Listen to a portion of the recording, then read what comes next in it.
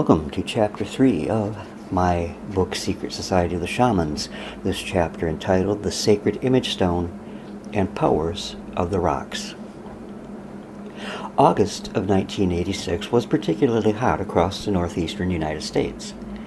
On the day in question, my dog Samson, in an effort to keep cool, had dug a hole by his house. My ex-wife and I always had our eyes open for relics of ancient man, and while taking Samson a pan of cold water, she discovered in the dirt that he had kicked up 3 prehistoric Indian pot shards. Well, she was quite excited about this for several reasons. First, after hunting for and finding relics of ancient man all across northeast Michigan, as I said, we had never considered looking in our own backyard. And second, the find was made directly next to a small building in which we had established a museum to display our treasured finds. The odds of finding such material next to this building by the dog who had been put there to protect our finds must be astronomical indeed. She and I got our equipment together and began digging with eager anticipation at what might be below the surface of the ground that we had been daily walking over for years. In fact, I was so excited that I called into work sick that day at Baylock Manufacturing so that I could carry out these excavations. By the time I had completed the work late that same afternoon, I had excavated a 4-by-foot area. I had also unearthed some 1,500 shards, which are broken pieces of pottery, which represented at least 2 pottery vessels. Now, the way the pots were arranged in the ground, it looked as though they had just been left standing there and finally fell in on themselves from climatic aging. I packed these pieces away with the intent of trying to reassemble them during the winter months.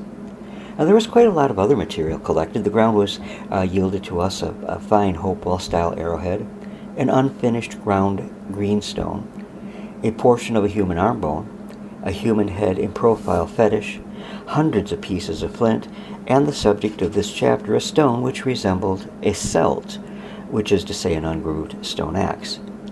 This stone did not really have the appearance of having been worked by the hand of ancient man, but I felt it had its peculiar shape quite by the design of nature. Nonetheless, by its positioning with the other relics, there can be no doubt that it served some purpose for the prehistoric people who had lived in my backyard as much as 1,500 years before, for these were late woodland relics. For me, the stone held a certain fascination which I could not explain. I took the stone and set it down on a nearby bench to examine it more closely when I had finished my work. I am ashamed to admit that I forgot all about the stone for quite a while, almost 3 months to be exact. Early in November, as the weather was becoming cold and inclement, I dug out, with no pun intended, the pottery shards and worked day and night trying to fit together as many of them as I could. Of the 1,500 pieces, I was able to assemble 17 of the larger shards, and these formed a section of pot 12 by 7 inches in size. I was very pleased to have been able to assemble anything from this 3-dimensional jigsaw puzzle that had no picture to go by. I decided to take my work over to Jerry Wagner, an avocational archaeologist like myself, to get his opinion. As I was packing the pottery, I suddenly remembered the celt-like stone I had left in the backyard in the summer. In reflection, it seems odd that I should remember the stone as at that particular moment just out of the clear.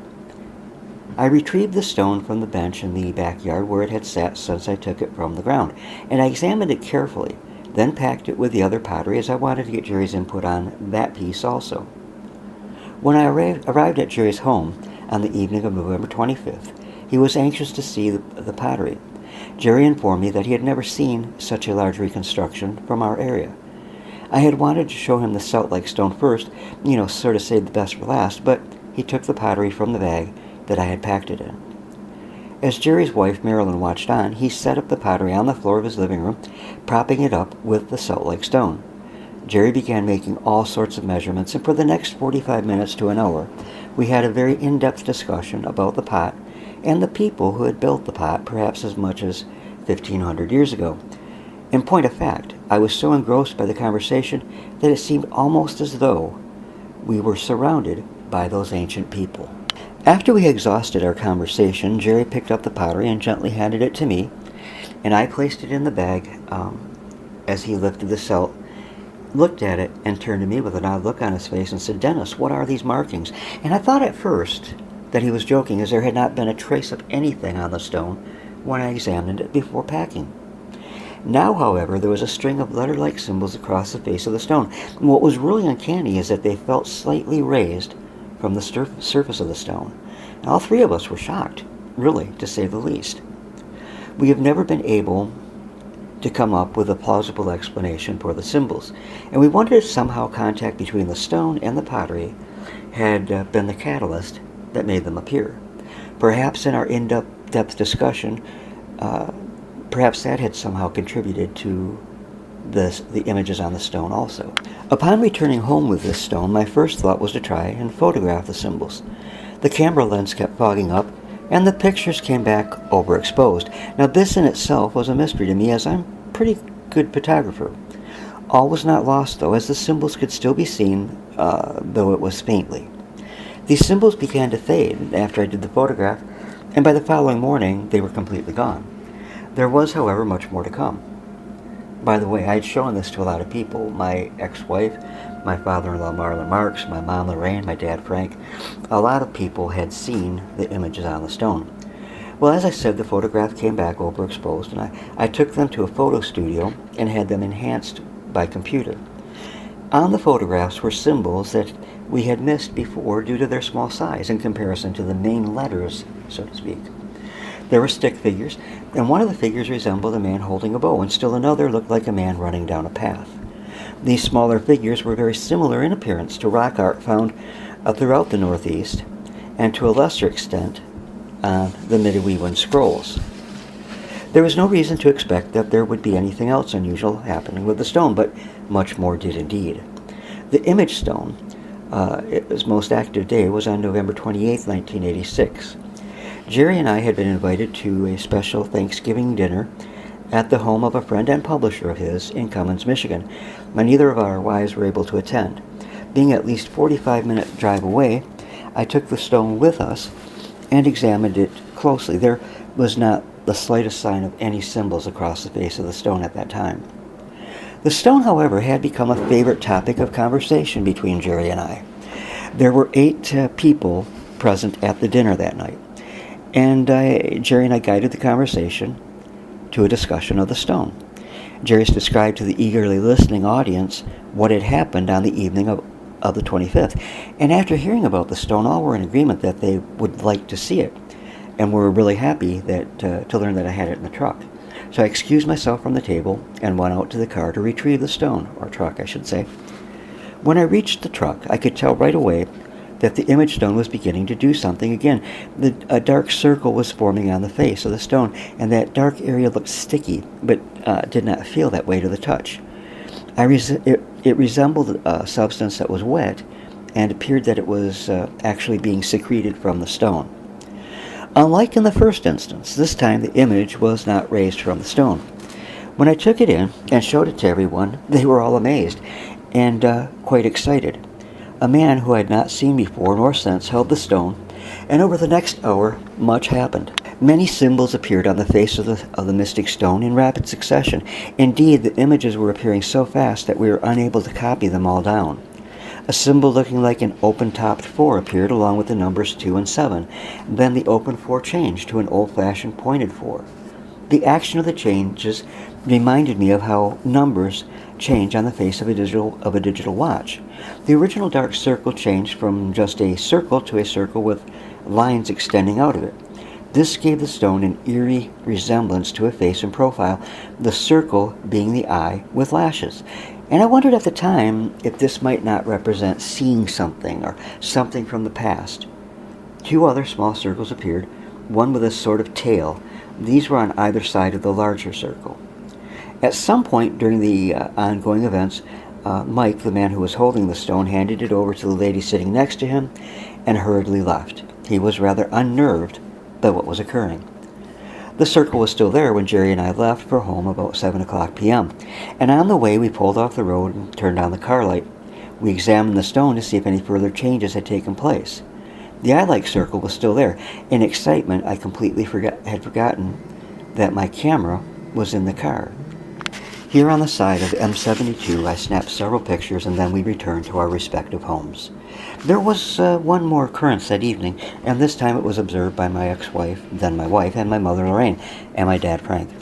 Over this formed a symbol which looked like a stylized number 8. This also faded fast, and a photo produced no image at all. The stone seemed to have spent most of its energy by this point and was running out of steam, so to speak. Its activity became sporadic, and nothing more appeared until November 30th. Symbols that resembled numbers 7, 1, and 5 appeared, and a short time later a diamond shape with a sort of tail. Now on December 5th, towards one end of the image stone, there appeared light veins of gold and one of silver.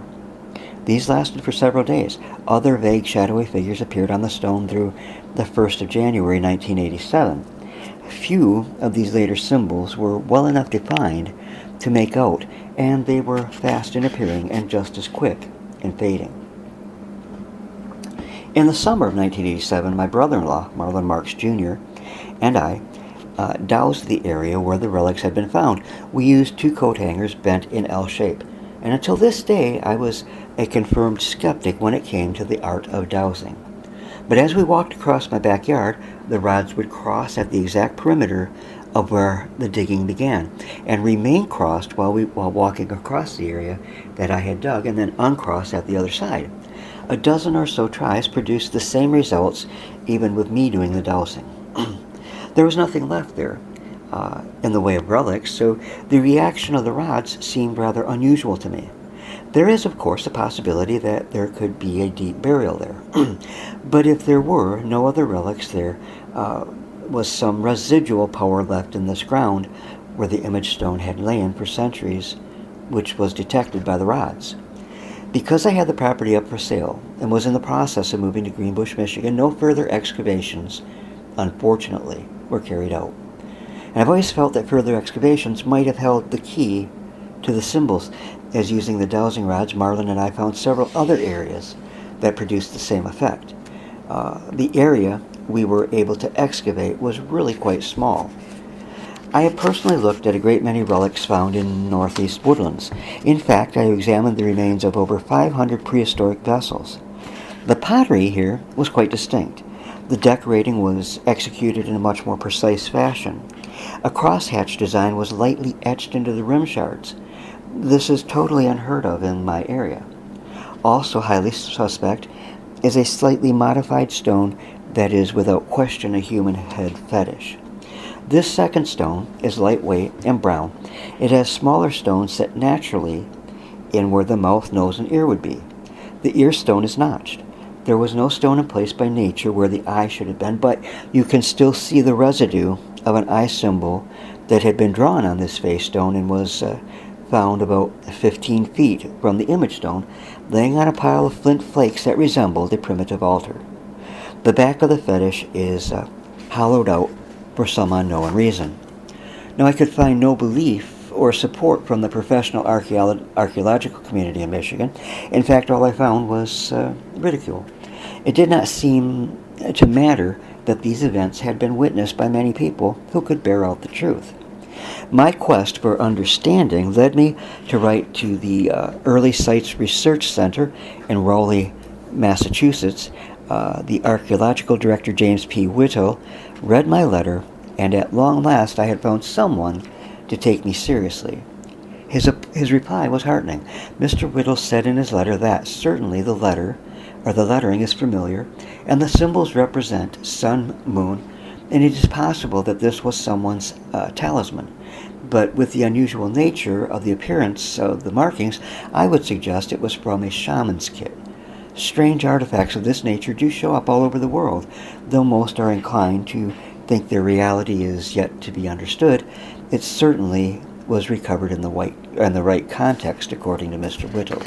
There were many times that I would walk into my little museum where the stone was being displayed, and all the relics were found to be very dry, yet this image stone would be dripping wet. It seemed to attract people to it in a curious way, just as it did me in the beginning. By far, there are many more beautiful pieces in my collection of Indian artifacts, yet invariably people will come in and pick up this particular stone only then to be amazed at the story behind it. Some people claim that when they pick up the stone, before they knew the story even, that their fingers had a tingling sensation, and I myself have experienced that same sensation many times. Now, I've tried to come up with some logical explanation for the appearance of the symbols, yet I can find none. As was suggested by Mr. Whittle, I believe that all indications point to this image stone having been a shaman's amulet. It could be that someone endowed with strong powers could have charged this stone psychically with a message to be delivered up to its finder. If this is the case, then how terribly sad that it would fall into my hands rather than a person who might have understood the communication. To the North American Indians, stones were extremely powerful, and they figured prominently in their religious beliefs and ceremonies. This great significance of stones is easy to understand when you consider that they hunted their food with stone-tipped arrows and spears, chopped their wood for fires with stone axes, smoked their tobacco from stone pipes, and used stones to process their foods and herbs, and so on. The summer following my recovery of the image stone from my backyard, I happened across a book by a Sioux medicine man named John Lame Deer.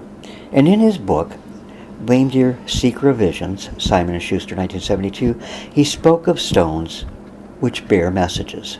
Lame Deer said, "A more modern word for rock is Inyan. Inyan Wasakan Wakan is our Indian name for Moses. Indian medicine men too find round stones on the hilltops which they bring down with them and use to cure people. And these stones bear a hidden message which they sometimes reveal to us.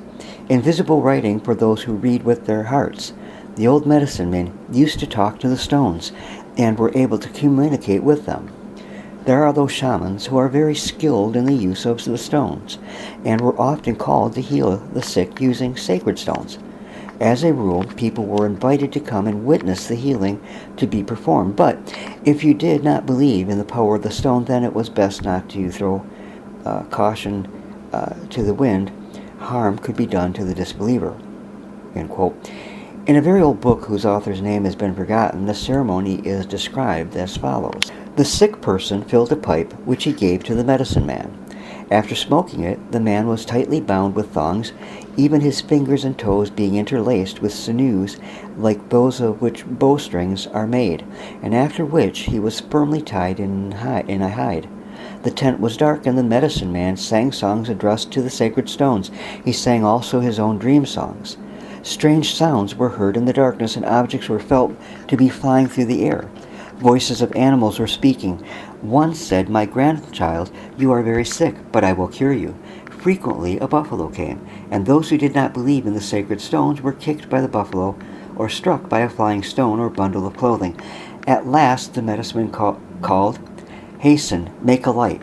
Dry grass, which was ready, was placed on fire.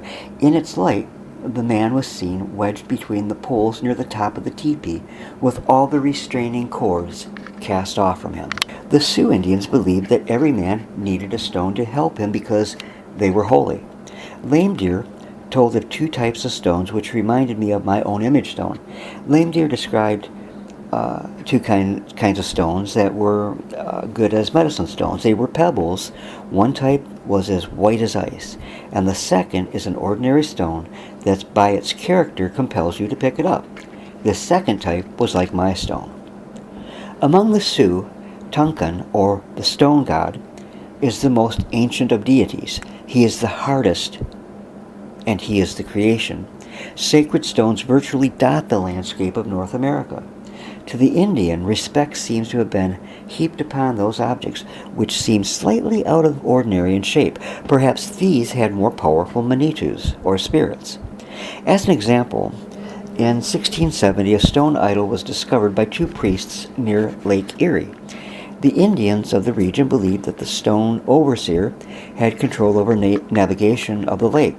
Sacrifices were made to the stone whenever travel was to be conducted on the lake.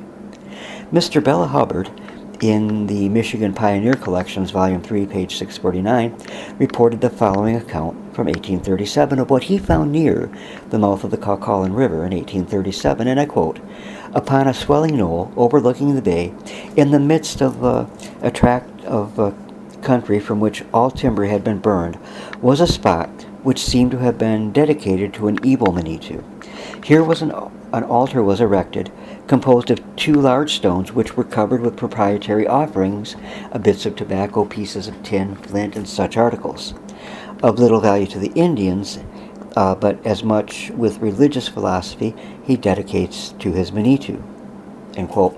In Chapter 1, I told about a late woodland village site named Old Bennet Creek, which I actually named, where I have done extensive excavations. On one occasion, I unearthed a small pile of fire-cracked rocks. There were 17 rocks, all neatly piled, and at the same time, it made no sense to me at all, because these were just stones that were broken up in their fires for fixing meals or whatever.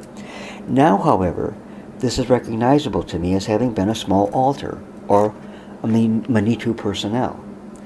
Ephraim S. Williams in the Michigan Pioneer and Historical Collection spoke of such sacred objects. He said, and I quote, "Nearly every Indian has discovered such an object in which he places special confidence, of which he most frequently thinks, and to which he sacrifices more zealously than to the great spirit Gitche Manitou. They call these things their Manitou personal, but the proper Ojibwe word is to be Nigomis, which means my hope. One calls a tree, another a stone, or rock his hope. Thus, for instance, on the mainland opposite La Pointe, there is an isolated boulder and huge erratic block, which the voyagers call Le Rocher. The Rocher de Atamagan is in a swamp near one of the voyagers' resting places. There is also quoted here the legend of Tamigan, and how he selected this rock for his Manitou. The Indian never goes past it without laying some tobacco on the rock as a sacrifice, and often goes expressly to pay worship to it. There's an unusual invocation to a stone god written in the Jesuit Relations 1664 to 1665. The Relations tell of an image of black bronze as described, a human head fetish shown here in profile.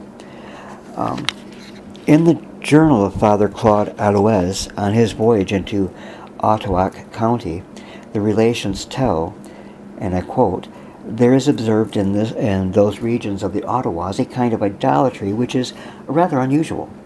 They have a grotesque image of black bronze 1 foot in height, which was found in the country, and to which they gave a beard like a European's, although the savages themselves are beardless. There are certain fixed days for honoring this statue, with feasts, games, dances, and even prayers, which are addressed to it with diverse ceremonies. Among them is one which, although ridiculous in itself, is yet quite remarkable, in that it embraces a kind of sacrifice. All the men, one after another, approach the statue and, in order to pay homage with tobacco, offer their pipes that it may smoke.